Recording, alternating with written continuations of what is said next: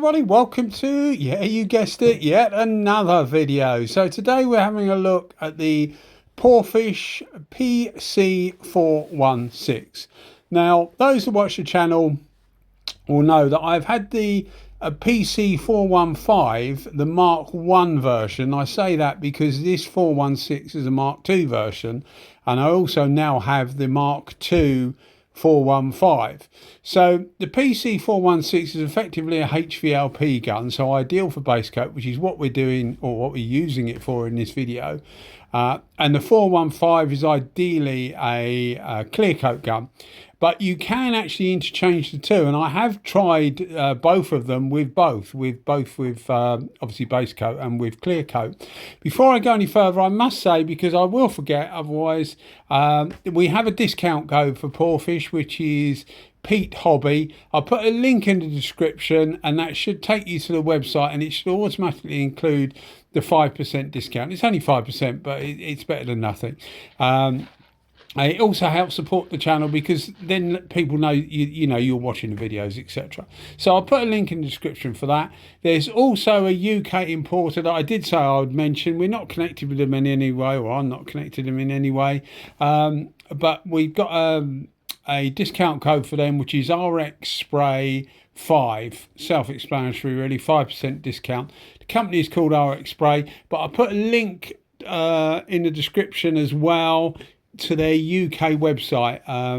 As far as I know, they don't actually keep the PC416, so I've probably wasted 30 seconds of my life, but maybe they will do one day. But if you're in the UK, you might prefer to buy it from the UK rather than to buy it from China. I mean, ultimately they come from China anyway, but yeah, up to you, whatever you want to do.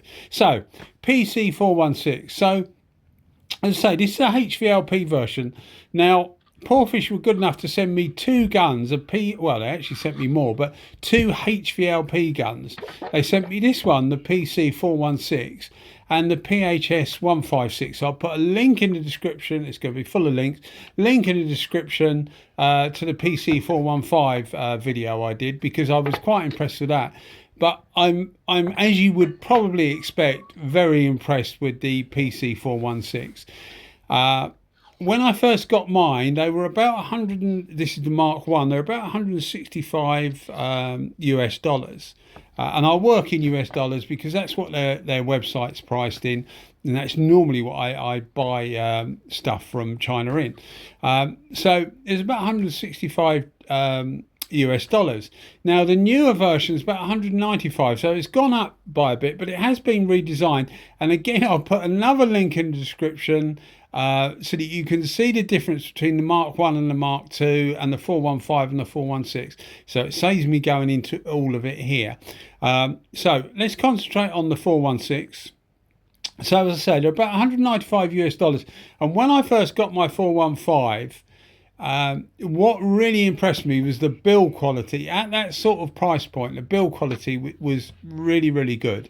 And they've actually, if anything, got better with the 416, the Mark 2s. They've just rounded it off a little bit more and a little bit more smoother. But performance wise, I never did have the original 416, so I'm expecting they probably perform the same, which is good because they perform very, very well. Certainly the original 415 I had did. So concentrating on base coat, and as I say, I have actually used this 416 for clear coat as well, and it did really well. It did better than the PHS 156. I've got a video where I compared it. I can't remember where I compare it to something. Yeah, I can't remember. I think it was a Segola 3300, but I compared it against that, and it struggled a little bit, the PHS 156, with clear coat, whereas it really did well with base coat. Now this seems to actually not struggle with clear coat or with base coat. I would still recommend the 415 for clear coat over this, but it actually does do a good job with both. But it really does do a very, very good job with base coat, which is what you would expect, because HVLP is normally regarded as a base coat gun. So what can you expect? As I said, you can expect a very, very good build quality. you can expect the fact that you can get a spares kit for this for about $30 US, and it's a very comprehensive spare kits as well. So this isn't like some of the cheaper Chinese guns you get where you literally buy them and throw them away. You can actually maintain and look after this. I think there's something to be said when you can buy a maintenance kit for relatively low money. Now I know some of the Italian manufacturers do, ANI do it. As far as I know, Walcom do it as well, although their guns are quite expensive, but they do a reasonably priced spare parts kit.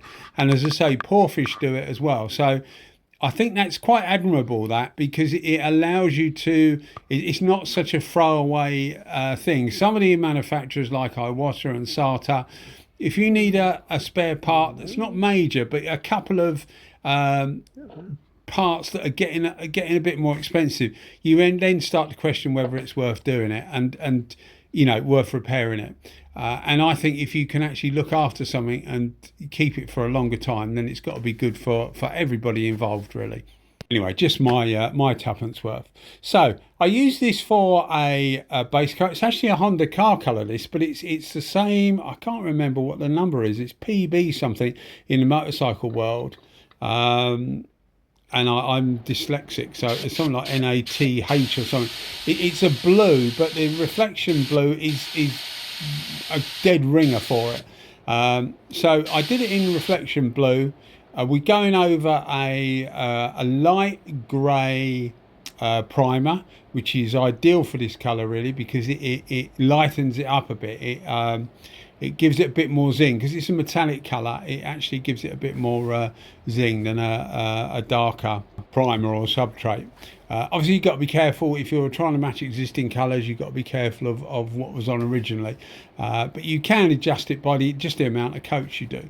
So these things don't have a really big pattern. They have a slightly, well, you'll see it in a second, a slightly squatter, wetter pattern, which is actually ideal for base coat. It's HVLP gun, so normally you would hold those a bit closer. The amount of airflow is a bit more than in the Porphis case is an MP cap. So the HVLP cap does use more air. And it tends to help if you hold the gun closer to the work than you would with the MP version. And as I say, I think that's just because the amount of air that's going through there. And speaking of air, the actual air consumption of this, it's funny actually, because someone put a message on one of my videos the other day, but I would estimate it uses about 12 CFM. That's going to be at 2 bar. I'm using this at 1.8 bar, so I reckon it probably it's using about 10.5 CFM. So it's not a big air hungry HVLP gun, and I found that with the PHS156 as well. Don't be scared by the figure that Porphis put there. I don't know whether it's a misprint or whether they're just lazy or you know, haven't actually done it correctly. But believe me, they do not use 15, I think it's 15.2 CFM of air. And something somebody put on one of my videos the other day, I think it's amazing that you can actually tell us how much air consumption a gun has, you know, with a laughing sign or whatever. I can't remember the exact wording, but what he meant was, you know, how do you know? And to be fair, I don't exactly know, but I've got a damn good idea, and it is a damn good idea because I use so many spray guns. You get to start to know what a manufacturer claims and how much it actually uses compared to what they claim. And by doing comparison videos that I do, by swapping the gauge over, I leave the gauge the same. So if a manufacturer says a gun uses 15 CFM, and I'm running it at 2 bar, so 29 PSI, and then I take that gauge off that gun and put it onto another gun. Now immediately I pull the trigger on that, without obviously adjusting the gauge, immediately I pull the trigger on that, I will know whether that gun is using more or less than the gun I previously used, and that's simply because of the reading on the gauge. So if I pull the trigger and it's reading 1.5 bar instead of the 2 bar that it was reading on the other gun, I know that that gun is using a lot more air to get to 2 bar, because I'm going to have to increase the airflow to get that pressure up to 2 bar. So if I put it on there and it's 2.5, I know damn well that it's using less, providing I'm using it on 2 bar, of course. It's using less than the gun previously. So you do actually get an idea. I couldn't hand on heart say to you this is definitely using 12 CFM at 2 bar, but it's a pretty good guess. It would be within, I would think, you know, 1 CFM or even tighter than that, even less than that. So do take my word for it. They don't use 15.2 CFM. If you're running at 2.5 bar, maybe, but you don't need anywhere near that. As I say, this was running at 1.7 bar, which is about 20. What's that? About 25 psi, something like that. So HVLP guns tend to run at a lower pressure. Like my SATAs, I run at about 1.8. Most of the guns I've got, the LS400s, I run at 1.8. This I found actually was quite happy at a slightly lower pressure, and as I say, when you're using it at that pressure, it really doesn't use that much air. So if air is the only thing that's putting you off this gun, don't let it put you off it, as long as you've got, like, you know, 11, 12 CFM to spare, of course. If you've got a 5 CFM compressor, then don't buy this gun, because you won't be able to run it for very long at all. Well, not unless you have a huge holding tank anyway. One of the reasons I wanted to use this gun over primer, so a light grey primer as well as the colour, was so that you could get an idea of how evenly distributed the pattern is, and it's supremely even. It really is a good base coat gun, and you'll find that for base coat, I've said it before but I'll say it again, you want a nice even distribution of material, because you don't want blotches or anything like that, and you will get that if you've got too much of a paint build up in one area and not in another. It stands to reason that the place where you've got more paint build up will normally be a bit darker than wherever you were. And if you're using metallic paints as well, you want everything nice and even, so that you don't get sort of like drier areas where it picks up the light and it just looks funny in different lights. So smooth application is really what you're after. And to be honest, these two guns, the 415 and the 416, I said it before when I had my 415, and I'll say it the same about these two. The PRD815 is a great gun. It's a fantastic base coat gun, and it's a really good clear coat gun, but it is twice the price of these. So you could get a PC416 for base coat, a 415 for clear coat, and it's happy days, really. You've got something that's going to be good, dependable, last you for years. Although this is a new, a tweaked gun, a tweaked design, it's quite vulnerable. It's been around, not vulnerable, vulnerable. It's been around for a long time, and any problems have all been isolated out. So it does seem to work really, really well. Yeah, these two are really two of my favourites. I would have put them in my top 12 spray gun video for clear coat or the 415, but I'd already put 2 Porphis guns in there, and I thought I can't put more in there because it just seems like you're overdoing it. But yeah, I mean, I think they're really, really good value for money guns.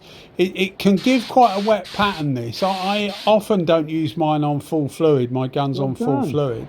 But if you do put it on full fluid, it gives you a nice wet pattern. So if you like a wetter application, then you will like this gun, because when I did this tank, it was actually 29 degrees Celsius, so it was quite warm.